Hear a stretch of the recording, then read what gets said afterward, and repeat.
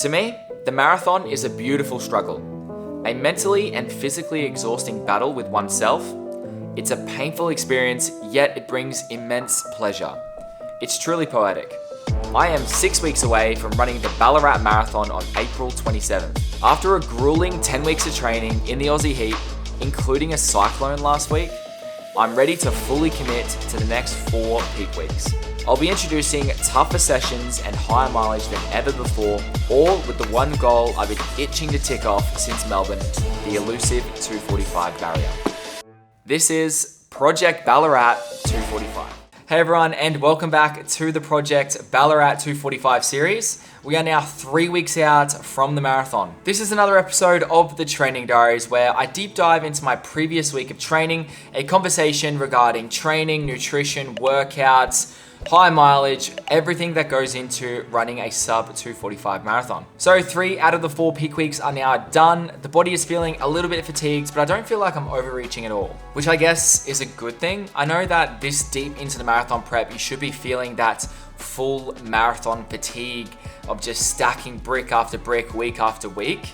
But I'm not really feeling that. I honestly feel like I could continue on this path, doing the same mileage and similar sessions for probably like another 10 weeks. Maybe I'm not doing enough mileage. Honestly, I'm not sure, but I'll tell you what, it is pretty good not feeling like a zombie all week. 2 solid sessions on Tuesday and Friday. Then on Sunday, we had a 20-kilometer race run at marathon pace. I mean, don't we just love marathon training? Does that not sound fun to you guys? Another 130-kilometer week done, banked. And we've got 1 more week to go before we hit that sweet taper. So let's get into the training deep dive of the week that was the 31st of March to the 6th of April.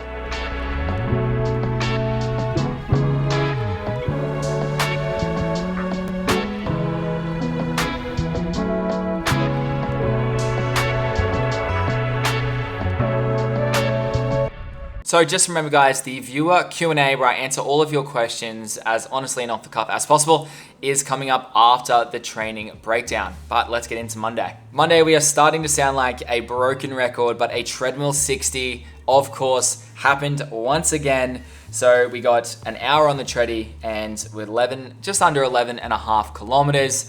Nothing special. I did note here that I was feeling a little bit tender after the massive long run that I did with Rini. Once again, if you haven't seen that video, make sure you check it out. It's great. That's all I'm gonna say. I'm super proud of that video. I feel like I said this every week about the previous video, but this one I am proud of. So if you haven't seen it, make sure you check it out. And yeah, let's move on to Tuesday. So Tuesday is the first session day of the week. This one, I was feeling a little bit fatigued from the Sunday. And because it is such a big long run with a big session in it, I wanted to be smart and I wanted to kind of play this Tuesday session a little bit on the safer side and not just do a big marathon session and just write myself off, because to be honest, I wasn't really sure how my body was going to respond after that long run.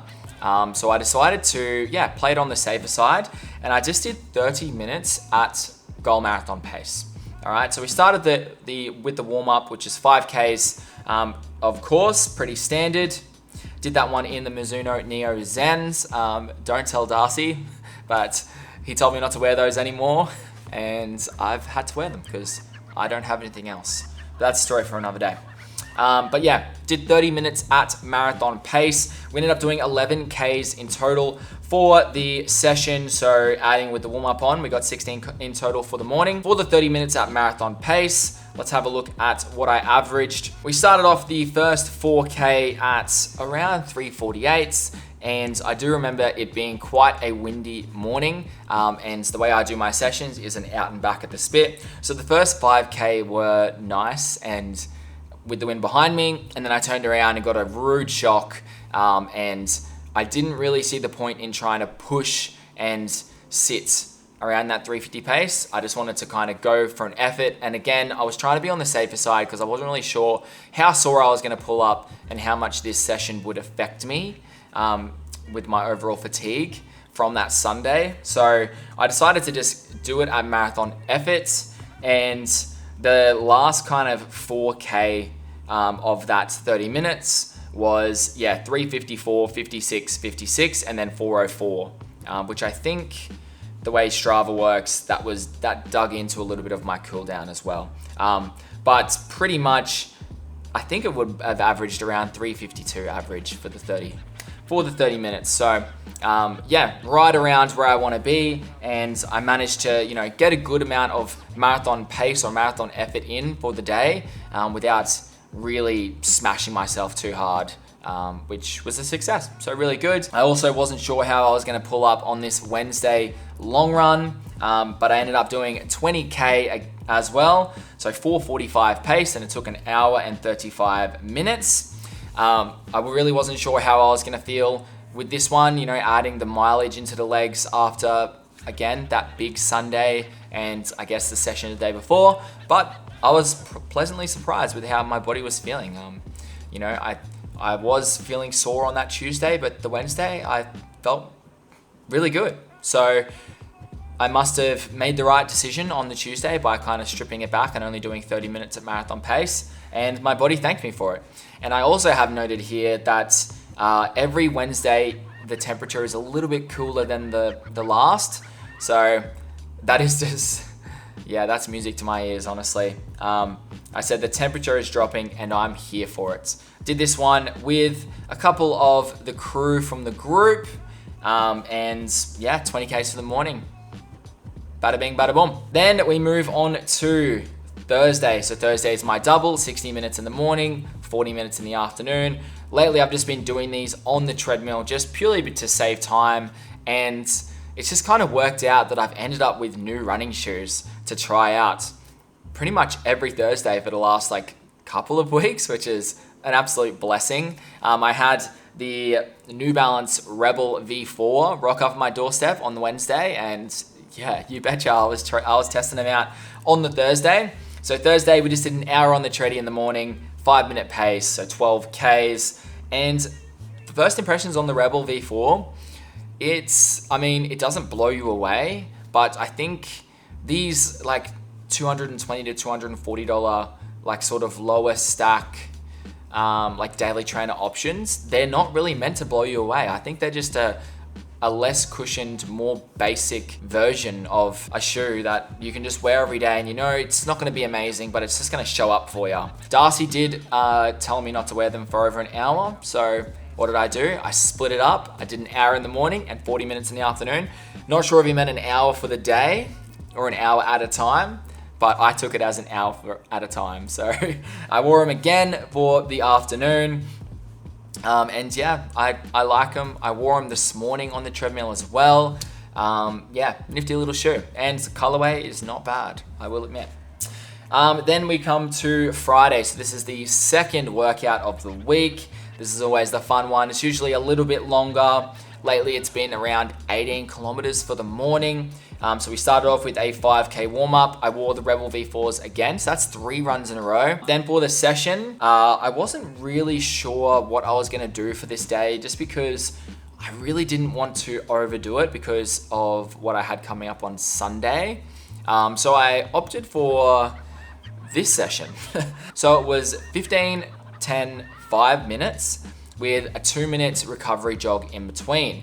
I actually kind of joined in on Tennille's session, she was doing 15, 10, 5, but turns out they actually didn't have any rest in between. So I only did the first 15 minutes with them, and then I was taking a 2-minute recovery jog in between because I just had no business running those back to back to back. I didn't want to push myself that hard, and plus they were already kind of pushing the pace a little bit faster than they said they would. So I decided to just run at my own pace, do my own thing, and just enjoyed the company for the first 15 minutes.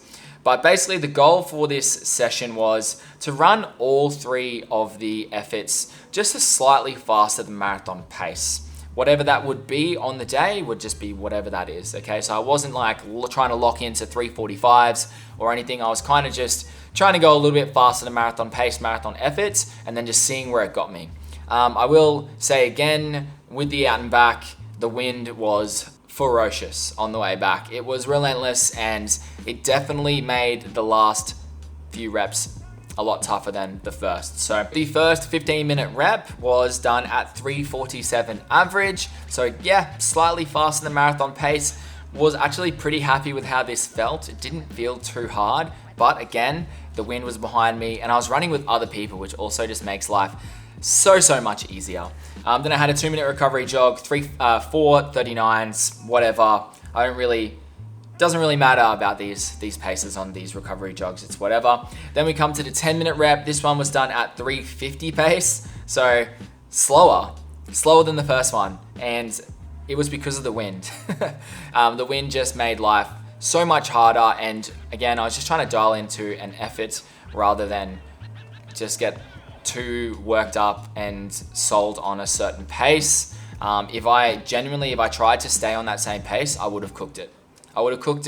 And then who knows how Sunday would have went. Anyways, then for the last 5 minutes, this one was at 3:44 pace. I will admit, I did put the gas on a little bit just because I was getting a bit toey by the end of the session.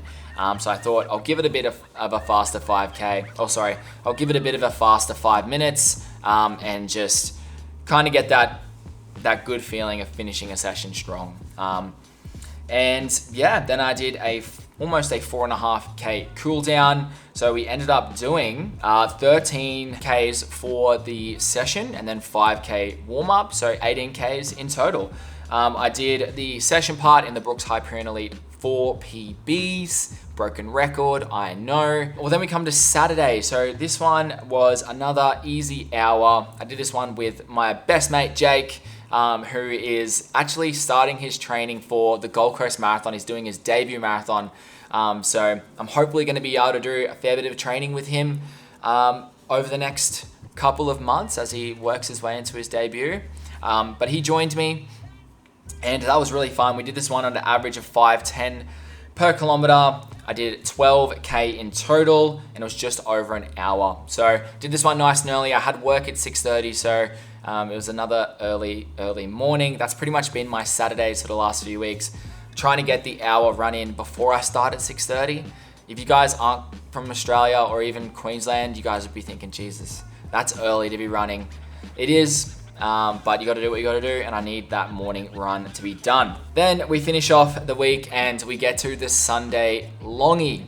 All right, now this one isn't quite as impressive as the week before, but I would say this one is pretty damn spicy in itself. So I decided to sign up to a 20K race in Brisbane, in West End. The Brisbane Roadrunners, they put on these events, fairly often, almost like one a month, I feel like it is, or even one every 2 months. But they put on these great events.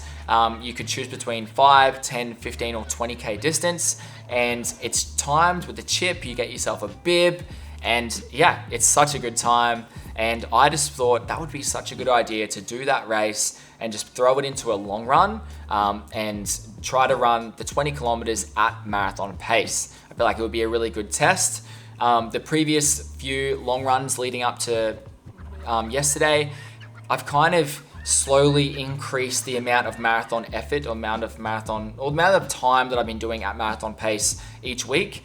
So I did half an hour a couple of weeks ago, and then last week I did 15K in total at marathon pace, and then this week I did 20K at marathon pace. And I guess we're just kind of adding a little bit more. That was the biggest one of the block, just kind of adding in that little bit more marathon efforts until we get to the marathon. So that's been my plan, and that's what we've been doing. But basically, the Sunday Longy, let's get into it. Crazy early morning. So my alarm went off at an eye-watering 3:15 a.m. I did plan on vlogging this and turning it into a race day vlog, but I just decided not to. Part of the reason for that was I couldn't carry my camera with me to film on the run, so I would have just been like relying on people just taking videos of me from the sideline, and I just didn't really like that because I didn't think the production quality would be that crash hot. And another reason was I woke up, I was tired as hell, and I just felt pretty shithouse, if I'm being honest with you. My legs felt so sore on the warm-up. I didn't really have much of an appetite when I was eating at home. I just wasn't feeling it. Just was one of those mornings. But basically, yeah, we got up super early. I smashed down my brekkie, made my coffee to go, and then I was on the road. So West End, Brisbane is about an hour away from my house. The race started at 6, and I wanted to, because I was throwing the 20K race into a long run, I wanted to do a decent amount of Ks beforehand so that I didn't have to like do too many Ks afterwards. So the plan was to do 10K before and then about 3K after. But because I got there, you go to the toilet, things just take so much longer than you're expecting it to, especially when you have to travel and it's like kind of like a race. Shit just takes time.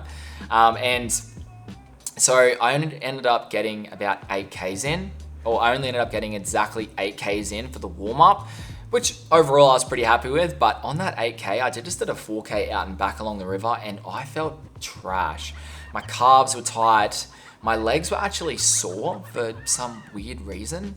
And yeah, I just felt not the best. I just felt pretty bang average.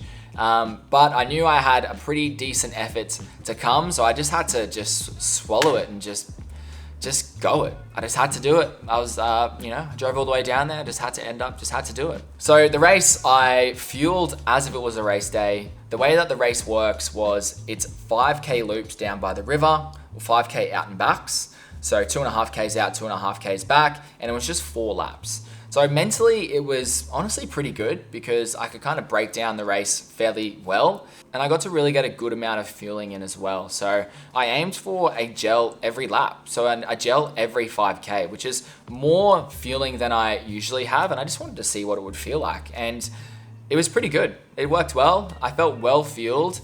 And after the first 5K, I actually started to feel decent. I don't know whether it was the matter of you just kind of force yourself to have to lock in a bit more. And then you start to feel a bit more focused and a bit better. Like I kind of didn't feel shitty anymore. And then ended up feeling really strong. But let's break it down. So for the 20K, I averaged 3:52 pace. 2 seconds off goal marathon pace. But the effort was there, and I think that is a success any day of the week. So the gun goes, off we went. And I was running and chatting to a friend who was also doing the 10K, I think. And we kind of got chatting away. So I started a little bit slower. The first K was 4:04 pace. I actually had some time to make up. I pretty much spent the entire race just looking at my overall pace for the 20K. And I felt like I was just watching it the whole time, just watching it slowly go down by 1 second. So I knew that a 5K split for 3:50 pace was gonna get me 19:10. So I kind of knew that I wanted to be around that 19:10 for each split. The first lap, so the first 5K lap, was done at 19:39. So I'm not sure why I did the first 5K so slow. Maybe because I just didn't feel the best. And, adding on that I was kind of chatting with that friend at the start. But I was like, I realized, shit, I'm behind time here. So I'm going to spend the next 15K just making up time. The second lap was 19:29. So a little bit faster, slowly bringing it back. But overall, still a little bit too slow. At this stage, I actually did start to feel a lot better, and you can see it in the third lap. Third lap was another 19:38, so pretty much the same as the first lap. I wasn't really clock watching, like I said before. I was kind of just running, feeling good. I was solo during this race, and marathon pace was actually feeling quite doable. The effort that I was putting in was a little bit more than I would have liked, but I was never really in doubt, and yeah, I was feeling good at this stage.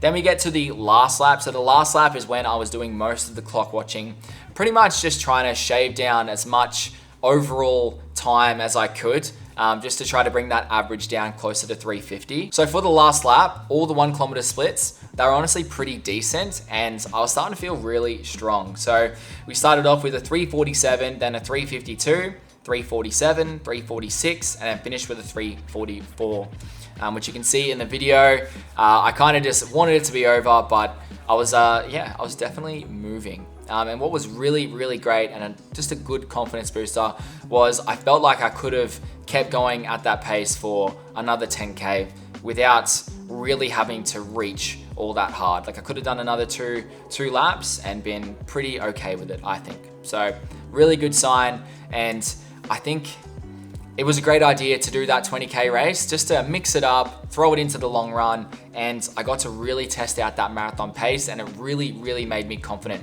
leading into the Ballarat Marathon in only 3 weeks. Solid Sunday long run and the third peak week of 4, down, done, and we're ready to rip in for one more final week before we get into the taper. But that's concluding the training breakdown segments of the training diaries. Now what we're gonna do is we're gonna get into the viewer Q&A, where you guys have sent me in questions on my Instagram and I'll answer them off the cuff and as honestly as possible. So let's get into it. All right, the first one is from Simon. So what guides your training for easy and hard days? HR or heart rate, RPE, feel, or pace? So for my easy days, I literally just run at whatever pace I feel like running. It's usually on the treadmill most of the time, it's around 5 minutes to 5:15 pace. And if I'm outside, it's usually 4:45 to 5 minute pace. It really just depends how I'm feeling. If it's off the back of a big long run, if it's off the back of a big session, maybe closer to 5 minutes. If I'm feeling a bit fresher, closer to 4:45s. I really don't care. I'm just running to whatever it feels like a easy pace, hence the name. And for sessions, I am running off feel. I do have a pace kind of goal in my head going into the session, or what paces I think that I should be able to perform at. But that first rep will pretty much dictate if I'm gonna try to stick to that pace, or if it's the effort's too hard for what I'm wanting to work at, or if, you know, maybe it's a little bit easier than I'm wanting to work at and I'll push the pace a little bit more. That's a little bit less often, but that's usually how I'll go about it. The more sessions that you do, the more you'll sort of understand what kind of efforts that you should be working at for, like how long the duration of each effort is, if that makes sense. It's all just trial and error and just learning to work with your body and learning to run off feel, which it's a bit of a philosophy for me. I like to run off feel. Next one. So this one's from Jay Barraclough. How much do you take your HRV status into consideration? So my Whoop tells me my HRV status. The only real thing I use HRV for is just to know if I've recovered well from the day before. So for example, I'll wake up in the morning, I'll check my Whoop, and if my HRV is down in the dumps, I know that I'm probably gonna be feeling a bit shit like today. And if I look at it and my HRV is higher than normal, I know that I'm actually well rested and well recovered. And honestly, I've felt pretty shit and I've guessed that my HRV is going to be low, and I felt amazing, and you can guess that it's going to be high. So I do feel like it is a pretty good indication of how well recovered you are. But yeah, I know that if my HRV is either lower or higher than its baseline, I know that the feeling that I have for the day is probably going to correspond pretty well with that. I take it into consideration, but I guess there's not really much I can do about it. I don't actively do anything to try to make my HRV higher or lower. It kind of just is what it is. So the next one is from Andrew. Kobe or LeBron? It's got to be LeBron. It's got to be LeBron. Don't come at me. It's not that deep. Next one is from Aiden. So how many strength sessions are you doing to sit on 130 kilometers per week? Any niggles? So I actually broke down my full strength training routine in the video 2 weeks ago. So if you want to check that out, that pretty much will answer your question in every aspect. And then do I have any niggles? I don't have any niggles at the moment, which is obviously really great. But yeah, it goes back to that conversation of, am I doing enough? Or maybe I'm doing the perfect amount. But at the moment, no niggles. So happy with that. Next one's from Sis11. So do you always take salt tabs during marathons? If so, how often and what's the dosage? So yeah, I do. If it's a hot marathon, which is every marathon I've ever done, I always take salt tabs, and I try to take one with every gel. And I use the Precision Fueling and Hydration salt tabs. They're 250 milligrams of sodium. I think they have some magnesium, potassium in there as well. But I'll usually try to take one of those every gel that I have. So that'll be every 30 minutes. And I'll do that on big, hot and sweaty long runs as well. I'll try to take a salt tab with every gel. But that's all the questions, guys. Thank you so much for sending those in. I hope that these answers have been helpful.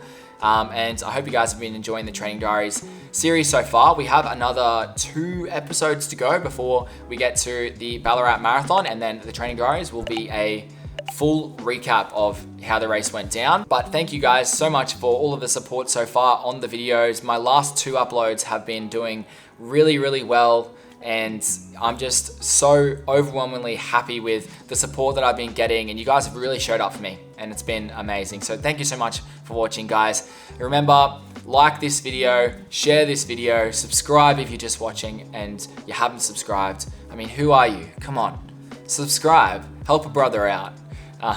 But thank you so much for watching, guys, and I'll see you in the next one. Peace.